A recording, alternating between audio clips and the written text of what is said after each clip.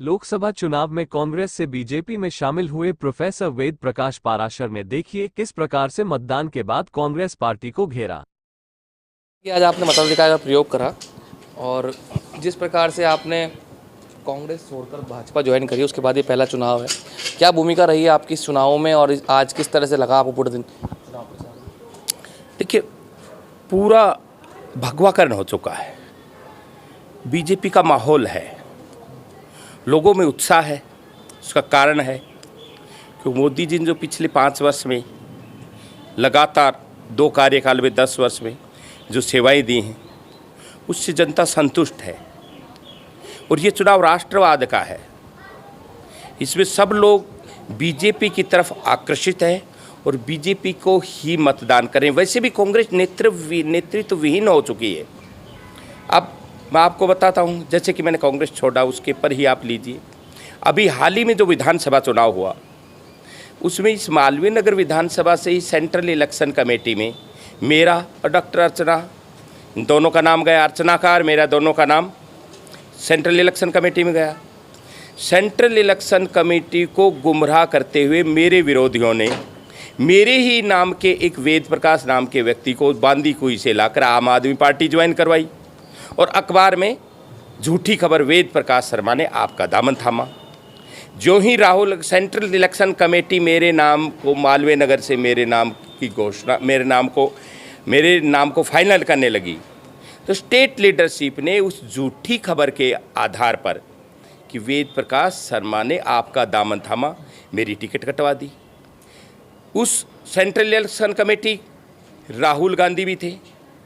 जब ऐसे नेता जिनको इतना भरोसा नहीं है कि उनके ऑल इंडिया कांग्रेस कमेटी का मेंबर और रिसर्च विभाग का उनका जो चेयरमैन है वो आम आदमी पार्टी में कैसे जाएगा जो सेंट्रल इलेक्शन कमेटी में आ रहा है, तो ऐसे नेता को क्या कहें?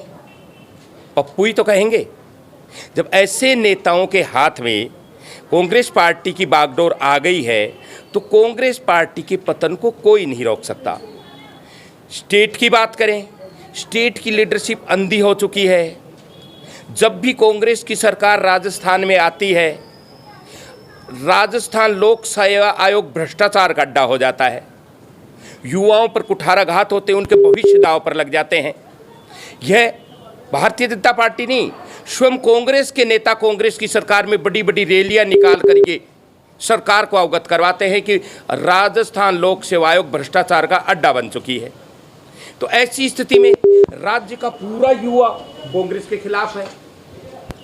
देश की पूरी जनता मोदी जी के साथ है। मोदी जी का बहुमुखी व्यक्तित्व है। मोदी जी जो 20-20 घंटे काम कर रहे हैं, वो राष्ट्रवादी लोग हैं। देश के प्रति समर्पित भाव से काम करने वाले हैं मोदी जी। ऐसे नेतृत्व के लिए देश की जनता ऐसे नेतृत्व को क्यों नहीं चयन करेगी? इसलिए न केवल भारतीय जनता पार्टी की सरकार आ रही है। यदि हम जयपुर शहर की बात करें तो जयपुर शहर में भारतीय जनता पार्टी की जो प्रत्याशी है, जो लोकप्रिय प्रत्याशी मंजू शर्मा जी प्रचंड बहुमत से जीत रही हैं और भारतीय जनता पार्टी की सरकार 2/3 बहुमत से अधिक से आ रही है। यानी अब की बार 400 पार। भारतीय जनता पार्टी के विजय में कोई संदेह नहीं है और कांग्रेस पार्टी नहीं केवल सत्ता से बाहर हो रही है, कांग्रेस पार्टी शीघ्र ही अपने पतन की तरफ अग्रसर है। कोई बड़ी बात नहीं।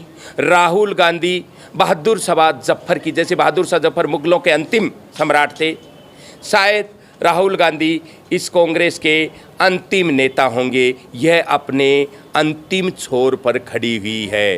भारतीय जनता पार्टी ही एकमात्र देश में ऐसी पार्टी है जो राष्ट्रवादियों की पार्टी है, जो राष्ट्र के हित में काम करती है, जो आम एक निचले वर्ग के अंतिम व्यक्ति के हित को देखते हुए नीतियां बनाती हैं।